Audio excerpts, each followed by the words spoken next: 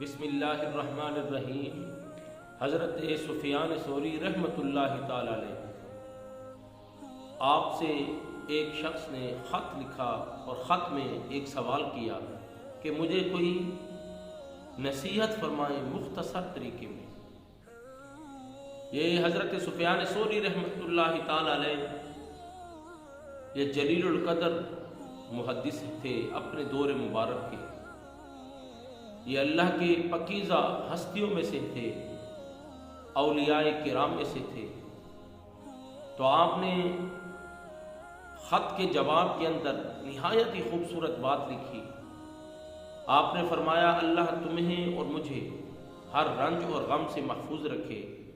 اے میرے بھائی، یہ دنیا کی جو فکریں ہیں اس کا کوئی کنارہ ہی نہیں، یہ ایسا سمندر ہے دنیا کے فکرات کا کہ اس کا کوئی کنارہ ہی نہیں، اور دنیا کے جو غم ہیں یہ کبھی ختم ہونے کا نام ہی نہیں لیتے۔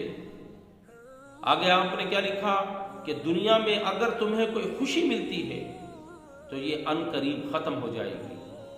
تو سمجھدار انسان وہ ہے جو دنیا میں غم اور خوشی ان دونوں کی حالت میں اپنے نیک عمل کو نہ چھوڑے۔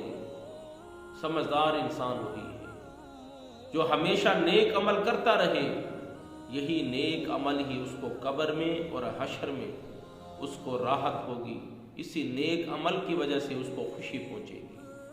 مولا ہم سب کو ہر حالت میں نیک اعمال صالحہ کرنے کی توفیق عطا فرما۔ وما علینا الا البلاغ۔